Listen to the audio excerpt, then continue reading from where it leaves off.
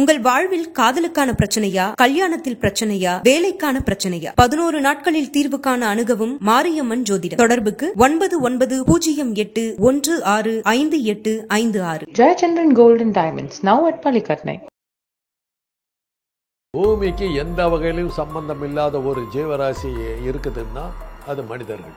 நம்மளை கொல்றதுக்காக தான் virus, bacteria, பாரசைட்டு இவ்வளவு வகையான நோய்கள் விதமா வந்து நம்மளை கொல்றதுக்கு பார்க்குது. நாமளும் சாமர்த்தியமா தப்பிச்சுக்கிட்டு இருக்கோம். மங்கி பாக்ஸ் வரும்பொழுது அறிகுறிகள் ஏதாவது தெரிஞ்ச அளவுக்கு மெடிக்கல் இப்போதைக்கு காய்ச்சல் வருது, எது போட்டாலும் அடங்க மாட்டேங்குது. குழந்தைகளை பெருசா பாதிச்சது, மைல்டு ஃபீவரா தான் இருக்கு. மருந்து கொடுத்தா சரியாது. அது அவ்வளோ. இப்போ நான் பார்க்குறேன் உயிரைக்குள் நச்சாது மாறுறது இப்போதான் வந்திருக்குது. இனிமேல் தான் அதை பற்றி சொல்லணும். பெரியம்மையை இது பண்ணிங்க, சின்னம்மையை இது பண்ணிங்க, விளையாட்டம்மை இது பண்ணிங்க, தட்டம்மை இது பண்ணிங்க, கழுத்து மாறியாயின்னு சொல்லுவாங்க. மம்ஸ் எல்லாத்துக்கும் நீங்கள் வந்து தடுப்பூசி போட்டு நிறுத்திவிட்டீங்க. நீங்கள் அதெல்லாம் இல்லை. கால்ரா இல்லை, டைஃபாய்டு இல்லை, மலேரியா இல்லை, எல்லாம் போயிடுச்சு. இன்னைக்கு அதெல்லாம் எதுவுமே இல்லை. அந்த பூச்சிங்கெல்லாம் சும்மா இருக்குமா? வேற ஒரு ரூபத்தில் வேற வகையில் அவர் அப்படி வந்தது தான் உங்களுக்கு வந்து குறையும். வைரஸ் பல்வேறு வகையில் மாறி மாறி வந்துக்கிட்டு தாங்க இருக்கும். அதுங்களுக்கு அழிவு கிடையாது. இன்னைக்கு வந்து மனிதனால் புரிஞ்சு கொள்ள முடியாத ஒரு விஷயம் வைரஸ். கொசு ஓட்டமில் வந்து ஒரு 4-5 மலேரியா, ஃபைலேரியா, டெங்கு போன்ற பல இது வந்து அந்த கொசு ஓட்டமில் உட்காந்துக்குது. கொசு வந்து ஒரு டிரான்ஸ்போர்ட் இது லாரி மாதிரி அதை யூஸ் பண்ணுது. சரி, அவருக்கு மலேரியா கொடு, சரி அவருக்கு ஃபைலேரியா கொடுன்னு கொடுத்துட்டு போகுது. ஆப்பிரிக்கன் கிரீன் மங்கின்ற ஒரு குடக்கிணறு தான் எய்ட்ஸ் வந்து அதுக்கு உடம்புல அது தங்கியிருந்து நம்ம உடம்புல வந்து பார்த்தா பாதிப்பு உண்டாக்குச்சு. அதுலேருந்து என்ன தெரியுது? அந்த குரங்கு பூமியை சேர்ந்தது. இந்த பூமியை சேராத மனுஷன் அது கொண்டுச்சு.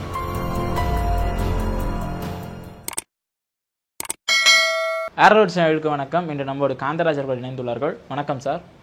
உலகம் முழுவதும் இப்போ வந்து புதுசாக ஒரு வைரஸ் பரவிக்கிட்டு இருக்கு. இது வந்து பெரிய ஆபத்தை எதிர்காலத்திலே ஏற்படுத்தும் அப்படிங்கிற விஷயத்த சொல்லியிருக்காங்க. குரங்கம்மை, மங்கி பாக்ஸ் சொல்லக்கூடியது. இதை பற்றி நீங்கள் என்ன சார் நினைக்கிறீங்க? வைரஸ் பல்வேறு வகையில் மாறி மாறி வந்துக்கிட்டு தாங்க இருக்கும். காலகாலமாக வைரஸுங்கிறது வந்து நம்முடைய காற்று மண்டலத்தில் எப்போவுமே இருக்கிற ஒரு இது. அதுங்களுக்கு அழிவு கிடையாது. இன்றைக்கி வந்து மனிதனால் புரிஞ்சு கொள்ள முடியாத ஒரு விஷயம் வைரஸ். ஒரு உயிர் இருக்கணும் அப்படின்னாக்கா, ஒரு உயிர் அப்படிங்கன்னு ஒன்று இருக்கணும்னா அது டிஎன்ஏங்கிற ஒரு கூறும் ஆர்என்ஏங்கிற கூறு 2 இருந்தால் தான் ஒரு உயிர்ன்றது உருவாகும். இந்த வைரஸ் வந்து டிஎன்ஏவாக மாத்திரம் இருக்குது, இல்லாட்டி ஆர்என்ஏவாக மாத்திரம் இருக்குது. ஒரு இதை வச்சு அது எப்படி உயிரோடு இருக்குதுன்னு இன்னும் தெரியல. அது மூச்சு விடுதா, சோறு திங்குதா, என்ன பண்ணுது ஒன்றுமே தெரியல. அதை வந்து சோதனை சாலையில் வளர்த்தவும் முடியலை. மிகவும் உத்தேசத்தில் தான் போயிட்டுருக்குறோம். சந்திர மண்டலத்துக்கு ராக்கெட் விட்டீங்க, இது புரியலையே. அதனால் இப்போ புதுசாக அதே வைரஸ் தான் மாறி மாறி வருது, பிறவித்தன்மை மாறி வருது. அதாவது இந்த இப்போ சில விஷயங்களை எந்த அளவுக்கு பூச்சிகளுக்கு புத்தி இருக்குதுன்னா, கொனோரியான்னு ஒரு நோய் இருக்குதுங்க. பெண் உடல் உறவின் மூலமாக பரவுற ஒரு நோய். அது ஒரு காலத்தில் ஒரு 20 வருஷத்துக்கு முன்னாடி உலகத்தில் நம்பர் 1 தொற்று நோயாக இருந்தது. அதில் அந்த கிருமி எந்த அளவுக்கு இருந்ததுன்னா, அதை கொல்றதுக்கு நம்ம வந்து பென்சிலுங்கிற இன்ஜெக்ஷன் கொடுக்குறோம், ப்ரோக்கைன் பென்சிலுங்கிற இன்ஜெக்ஷன். அந்த கிருமி உடனே செத்து போயிடுச்சு. என்னன்னா ப்ரோக்கைன் பென்சில் என்ன பண்ணுன்னா உள்ளே போய் அந்த கிருமி கண்டுபிடிச்சிடும். கண்டுபிடிச்சி அந்த கிருமிகளுக்கெல்லாம் ஒரு பைக்குள்ளார அந்த இதெல்லாம் ஒரு இது மாதிரி சுயம் மாதிரி ஒரு எப்படி ஒரு சமோசா மாதிரி உள்ளே வச்சு மேலே இது பண்ணி வச்சுருப்போம் இல்லையா, சமோசா மாதிரி அது இருக்கும். இது என்ன பண்ணுச்சு, அந்த மேல் தோலை உடைச்சிருச்சு. உடைச்ச உடனே அதெல்லாம் கொட்டி போனால் செத்து போயிடுச்சு. செல் வால் அப்படின்னுவோம். அந்த செல் வாலை வந்து பென்சில் வந்து அடிச்சிருச்சு. இதுங்களுக்கு புரியல. ஏன்னா அது நம்ம இவ்வளோ கஷ்டப்பட்டு உடம்புக்குள்ளார நுழைஞ்சு அவ்வளோ புத்திசாலி. அதாவது மனுஷன் எதை வேணாலும் கட்டுப்பாடோட நிறுத்தி விடுவான். செக்ஸ் விஷயத்தில் அவனால் கண்ட்ரோல் பண்ண முடியாது. ஆக நம்ம செக்ஸ் வழியாக உள்ளே போயிட்டோம்னா இவன் அதை நிறுத்தவே மாட்டான், நம்ம காலமெல்லாம் இருக்கலான்னு அந்த அளவுக்கு அதுக்கு புத்திசாலித்தனம். மற்ற கிருமிலாம் பார்த்திங்கன்னா தண்ணியில், இதில், சாப்பாட்டில், இதெல்லாம் அதை கொதிக்க வச்சிங்கன்னா செத்து போய்டும். இதுங்க செக்ஸ் மூலமாக பரவுச்சு, வேறு எந்த ரூட்லேயும் போகாது. தண்ணி மூலமாக, காற்று மூலமாக எதுலேயும் பரவாது. அந்த அளவுக்கு இவனால் நிறுத்த முடியாது, செக்ஸை நிறுத்த முடியாது. ஆக இது என்ன பண்ணிச்சு, அந்த ரூட்டில் அந்த அளவுக்கு புச்சாலி. இது உள்ளே வந்து அந்த பென்சில் போட்டு சாகடிச்ச உடனே இதுங்க ஸ்டடி பண்ணுது. ஒரு அதாவது மைக்ராஸ்கோப்பு ஒரே ஒரு செல்லால் ஆன அந்த கிருமி, ஏன்னா இந்த மருந்து வந்தவுடனே நம்ம செத்து போடுற எதனால, நம்ம செல்வால், நம்மளை மூடி இருக்கிற செல்வால், இந்த தோலை இது பண்ணிது நம்ம செத்து போயிடுறோம். எவ்வளோ நேரம்டா அது மருந்து ஆக்ட் பண்ணுது? 48 மணி நேரம் ரத்தத்தில் இருந்து நம்மளை கொண்டுடுது. ஆக 48 மணி நேரம் உடம்புல செல்வாலே இல்லாமல் நம்ம இருந்துட்டோம்னா இந்த மருந்து வெளியே போயிடுது. அதுக்கப்புறம் மறுபடியும் நம்ம செல்வாலை உருவாக்கிட்டு மறுபடியும் நம்ம பாதிக்கலாம் அப்படின்னு அதுக்கு தெரிஞ்சு போச்சு. ரெசிஸ்டன்ட் ஸ்ட்ரெயின் ஒன்று வந்து பிபிஎன்ஜி 48 மணி நேரம் செல்வாலே இல்லாமல் ஜாமுன்னு உள்ளே மறைஞ்சிருந்துருச்சு. பென்ஷன் உள்ள போது செல்வால் இல்லை பூச்சி இல்லைன்ட்டு அது பாட்டு போயிடுச்சு. 48 மணி நேரம் கழிச்சு மருந்து வெளியே போயிடுச்சு. மருந்து போனவுடனே செல்வாலை உருவாக்கிட்டு மறுபடியும் டேமேஜ். நாங்கள் வைத்தியம் பண்ணுவோம், 2 நாள் நல்லா இருப்போம், 3ஆவது நாள் மறுபடியும் அவன் வந்து நிற்பான். சீழா வருது சார். ஒரே ஒரு செல்லால் உருவானது. அதுங்களுக்கு அவ்வளோ புச்சால். அதை நாங்கள் வந்து விதவிதமாக மருந்துகளை கண்டுபிடிச்சி 48 மணி நேரத்துக்கு மேலே 60 மணி நேரம் இருக்கிற மாதிரிலாம் சில மருந்துகளை ஆட் பண்ணி கொடுத்து ஒரு வழியாக கண்ட்ரோல் பண்ணி. இன்றைக்கி அது இல்லை, வரும் வேற ரூபத்தில் வரும். பொதுவாக ஒன்று வச்சுங்க, பூமிக்கு எந்த வகையிலையும் சம்பந்தம் இல்லாத ஒரு ஜீவராசி இருக்குதுன்னா அது மனிதர்கள். ஏன்னு கேளுங்க, பறவைகள் போகுது, தரையில் கிடக்கிறத கொத்தி திங்குது, தண்ணியை குடிக்குது, எங்கேயோ ஒரு சவறு கிடச்சானா அங்கே உட்காந்துக்கிட்டு தூங்குது. மாடு இருக்குது, தரையில் புல் மேயுது, சாப்பிட்டுடுது, தண்ணியை குடிக்குது, உட்காந்துருக்குது, சாணியை போடுது, வீடு கட்டிக்கல, ட்ரெஸ்ஸு போட்டுக்கல, மழை பெஞ்சால் மழையில் நனையுது, வெயில் அடித்தா வெயிலில் நனையுது. அது பற்றி எதுவும் கவலைப்படும், இயற்கையோடு சேர்ந்துருக்குது. நாம் என்ன பண்ணுறோம், அரிசி விளையுது, அதுக்கு மசாலா போட்டு கொதிக்க வச்சு வேக வச்சு அதுக்கப்புறம் தான் சாப்பிட்றோம். விளைஞ்ச அரிசியை திங்க முடியல, நமக்கு விளைஞ்ச கோதுமையை தின்ன முடியல, விளைஞ்ச கத்திரிக்காயை தின்ன முடியல, அப்படியே நிற்கிற ஆட்டை கடித்து தின்ன முடியல, சமைக்க வேண்டியிருக்கு. ஏன்னா சம்மந்தம் இல்லை. எல்லாத்துக்கும் தண்ணி இருக்குது, தண்ணியை கொதிக்க வச்சு குடிக்க வேண்டியிருக்குது. குளிர் அடிக்குது, ட்ரெஸ்ஸை போட்டுக்கிறோம், மழை பெய்யுது, கொடை பிடிக்கிறோம், நனைய மாட்டேங்கிறோம். என்ன அர்த்தம், பூமிக்கு நமக்கு சம்மந்தம் இல்லை, அதுங்க சம்மந்தம் இருக்குது. மழை பெஞ்சா நனைஞ்சிக்குதுங்க, வெயில் அடித்தா வருதுங்க, வீடு கட்டலை, ஜம் ஜம் ஜம்னு சுற்றிக்கிட்டு இருக்குது. ஏன்னா பூமியை சம்மந்தப்பட்டது. அந்நியர்கள், பூமிக்கு நமக்கு சம்மந்தம் இல்லை. அதனால தான் இந்த பூமியில் இவனுங்க புதுசாக வந்துட்டானுங்கிறதுக்காக தான், நம்மளை கொல்றதுக்காக தான் வைரஸு, பாக்டீரியா, பேரசைட்டு, இவ்வளவு வகையான நோய்கள் விதவிதமாக வந்து நம்மளை கொல்றதுக்கு பார்க்குது. நாமளும் சாமர்த்தியமாக தப்பிச்சுக்கிட்டு இருக்கோம். காரணம் நம்ம பூமிக்கு அந்நியர்கள், பூமிக்கு சம்மந்தம் இல்லாரு. இவ்வளவு பிராணி நம்மளை கொல்றதுக்கு ட்ரை பண்ணுது. அந்த பழைய வைரஸ் தான் நம்ம மருந்து போட்டு வேக்சின் போட்டு தடுத்து நிறுத்திவிட்டோம். அந்த வைரஸ் இப்போ ஸ்டடி பண்ணிகிட்ருக்கோம். ஏதோ 1-2 அந்த வம்சத்தை சேர்ந்தது நம்ம இனத்தையே ஒழித்து விட்டார்கள், இந்த மனிதர்களை சும்மா விட மாட்டான். சினிமா வசனம் தான் பேசிட்டு அது எப்படிடா கொண்டான், இந்த மருந்தை கொடுத்து இப்படி கொண்டுட்டான், இந்த வேக்சினை போட்டு இப்படி தடுத்து விட்டான் எல்லாம். சரி, இதையெல்லாம் தாண்டி நம்ம எப்படி போகிறது, புதுசாக வருது. அதனுடைய இதுதான். நீங்கள் பெரியம்மை இது பண்ணிங்க, சின்னம்மை இது பண்ணிங்க, விளையாட்டம்மை இது பண்ணிங்க, தட்டம்மை இது பண்ணிங்க, இது மண்ணு கழுத்து மாதிரியாயின்னு சொல்லுவாங்க. மீம்சல்ஸு, ஹெர்பீஸு, எல்லாத்துக்கும் நீங்கள் வந்து தடுப்பூசி போட்டு நிறுத்திவிட்டீங்க. போலியோ இன்றைக்கி அதெல்லாம் இல்லை, கால்ரா இல்லை, டைஃபாய்டு இல்லை, மலேரியா இல்லை, எல்லாம் போயிடுச்சு. இன்றைக்கி அதெல்லாம் எதுவுமே இல்லை. அந்த பூச்சிகள்லாம் சும்மா இருக்குமா, வேறு ஒரு ரூபத்தில் வேறு வகையில் வருது. அப்படி வந்தது தான் உங்களுக்கு வந்து கொரோனா. எதுலேருந்து சார் அது பரவுது? அதுங்க இருக்குதுங்க, நம்மளை ஒழிக்கணுங்கிறதுக்காக வருதுங்க, மனிதர்களை அழிச்சு ஆகணும்னு வருதுங்க. அதுங்க எதுலேருந்து பரவல, தன்னால் பரவக்கூடியது, தன்னால் உருவாகுது, தன்னால் உருவாகுது. குரங்குகள் இருந்து கூட வரும். அது பார்க்க மனுஷங்கிட்ட போகிறதுக்கு முன்னாடி ஒரு பிராணிகிட்ட போகிறதுக்கு இன்டர்மீடியட் வெக்டார். இப்போ வந்து கொசு உடம்புல வந்து ஒரு 4-5 மலேரியா, ஃபைலேரியா, இது போன்ற டெங்கு, இது போன்ற பல இது வந்து அந்த கொசு உடம்புல உட்காந்துக்குதுங்க. கொசு வந்து ஒரு டிரான்ஸ்போர்ட், இது லாரி மாதிரி அதை யூஸ் பண்ணுது. அந்த கொசு வந்து லாரி மாதிரி எல்லாத்தையும் ஏற்றிக்கிட்டு வந்து நம்ம உடம்புல உட்காந்துன்னா, சரி இவருக்கு டெங்கு கொடுத்துரு, டெங்கு சப்ளை ஸ்விக்கி வந்து கொடுக்குற மாதிரி சப்ளை பண்ணுது.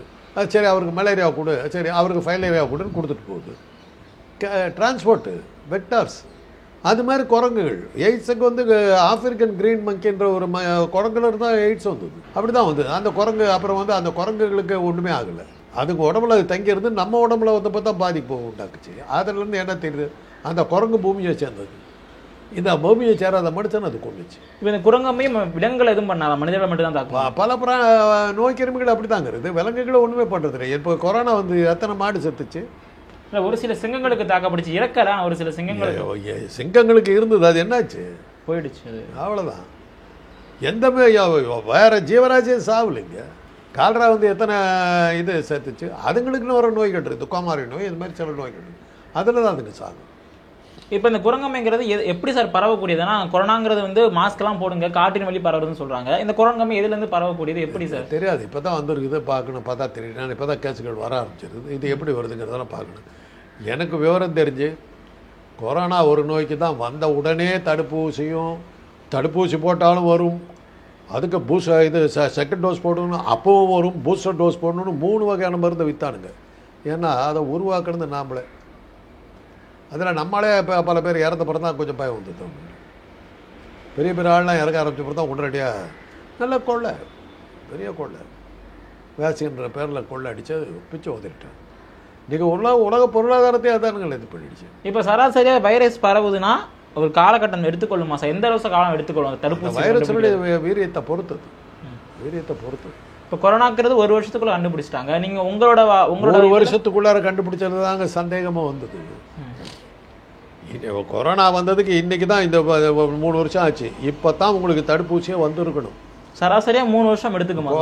குறைஞ்சபட்சம் மிஞ்சு போனாக்க டெக்னாலஜி கொஞ்சம் வளர்ந்ததுனால 2 வருஷம் 1 வருஷத்தில் நீங்கள் பண்ணியிருக்கலாம்.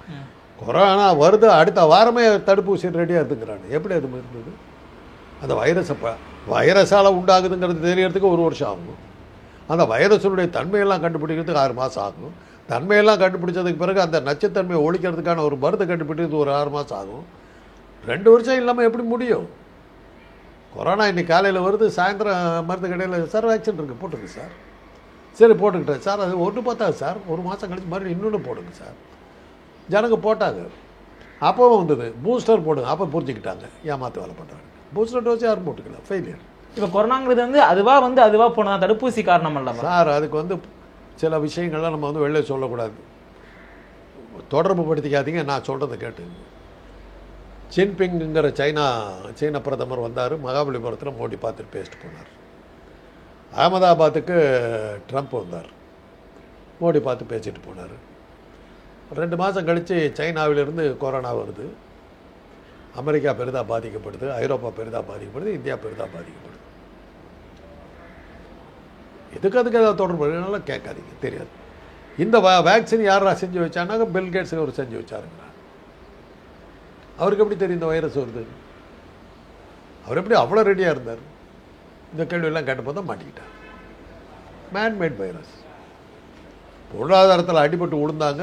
தன்னுடைய அரசை காப்பாற்றுறதுக்காக அரசியல்வாதிகளும் அதிகாரிகளும் சேர்ந்து உருவாக்கணும் வைரஸ். இப்போ மங்கி பாக்ஸ் வரும்போது ஏதாச்சும் அறிகுறிகள் ஏதாச்சும் இப்போதைக்கு உங்களுக்கு தெரிஞ்ச அளவுக்கு மெடிக்கல் இப்போதைக்கு காய்ச்சல் வருது, அவ்வளோதான் தெரியும். மைல்டு ஃபீவர் வருது, எது போட்டாலும் அடங்க மாட்டேங்குது. குழந்தைகளை பெருசாக பாதிச்சுது. அப்புறம் கொஞ்சம் இளைஞர்கள்லாம் பாதிச்சது. மைல்டு ஃபீவராக தான் இருக்குது. உங்கள் மருந்து கொடுத்தா சரியாகுது. அது அவ்வளோ. இப்போ நான் பார்க்குறேன். உயிரிக்குள் மச்சாது மாறுறது இப்போ இல்லை, இது வரலும் இல்லை. டெங்கு நாங்கள் பள்ளிக்கூடத்தில் படிக்கும்போது இன்ஃப்ளூயன்ஸா ஃப்ளூ வைரஸ்ன்னு வந்தது. நான் 9வது வகுப்பு படிக்கும்போது ஃப்ளூ வைரஸ்ன்னு வந்தது.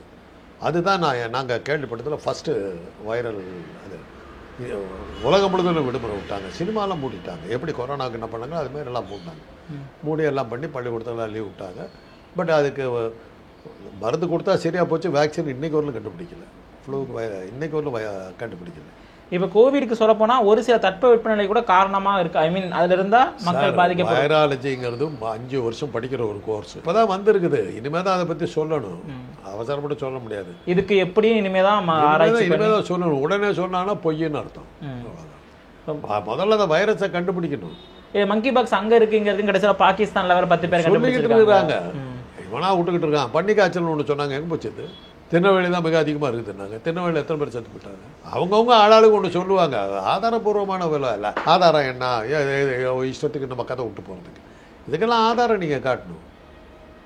கொரோனா வந்தபோது என்னுடைய சில கேள்விகள் நான் டிவியில் கேட்டபோது எனக்கு சொல்லிட்டாங்க, அந்த டாக்டரை இனிமேல் கூப்பிடாதீங்க அப்படின்ட்டு. ஏன்னா நிறைய கேள்விகள். அப்புறம் தான் நான் ஒரு கடைசியாக அதை நான் இது சொல்லும்போது நான் அரசாங்கம் சில முடிவுகள் எடுத்து சில வழிமுறைகளை சொல்கிறாங்க, அதை ஃபாலோ பண்ணு. அது நான் இதெல்லாம் எப்படியா முடியுங்கிறது அறிவியல் பூர்வமான கேள்வி. அறிவியல் இவங்களோட நான் பேசிக்கிறேன், அது எங்களுக்குள்ள தீர்த்துக்கிறோம். இன்றைக்கி அரசாங்கம் சொல்கிறத கேட்டுக்கிறேன். ஏன்னா என்ன பொறுத்தவரை மாஸ்க் போட்டதுலாம் அர்த்தம் இல்லைங்கிறது என்னுடைய இது. ஏன்னா நான் தொற்றுநோய் துறையில் இருந்தவன், எய்ட்ஸுக்காக இருந்தவன். மாஸ்க் போடுறதுனால எந்த லாபமும் கிடையாதுங்கிறது என்னுடைய கருத்து. அதுக்கான இது என்னுடைய கேள்விக்கு பதில் இல்லை. இப்போ சராசரியோட வைரஸ் ஏதாவது ஆயுள் கிழமையாச்சு வேறு வைரஸாக இருந்தாங்க. இப்போ கொரோனாங்கிறது ஒரு 3 வருஷம் 2 வருஷத்துக்கிட்ட இருந்துச்சு. இப்போ குரங்கம்மைங்கிறது புது வைரஸ் வருது. ஒரு குறிப்பிட்ட ஏதாச்சும் ஏஜஸ் இருக்குமா சார்? ஒரு சில வைரஸ்க்கு எப்படி சார்? இந்த உடம்பு தாங்குற சக்தி இருந்தாலும் அவன் பொழைச்சிக்கும், இல்லைன்னா சேர்த்து போடுவான். மனிதரை கொல்லும் அளவுக்கு அது அப்படி தானே. இப்போ எஸ்பி பாலசுப்ரமணியம், விவேக்கெல்லாம் எப்படி போனாங்க? வசந்தெல்லாம் இறந்தாங்கல்ல, பல தலைவர்கள், பல நடிகர்கள், எவ்வளோ நடிகர்கள் இறந்ததுனால தான் கொரோனாவுக்கு மரியாதை அதிகமாச்சு. இப்போ குரங்கம்மைக்கும் அது பேர் சூழ்நிலை ஏற்படலாம். யாராவது ஒரு நடிகர் சேர்த்தாருனாக்கா பாப்புலர் ஆகிடும். அதோட வெயிட் பண்ணும். உங்கள் கருத்துக்களை பரிமாறி உணர்ந்ததுக்கு ரொம்ப நன்றி சார். உங்கள் வாழ்வில் காதலுக்கான பிரச்சனையா, கல்யாணத்தில் பிரச்சனையா, வேலைக்கான பிரச்சனையா? 11 நாட்களில் தீர்வு காண அணுகவும் மாரியம்மன் ஜோதிடம். தொடர்புக்கு 9908165856. Jayachandran Gold and Diamonds, now at Palikatnai.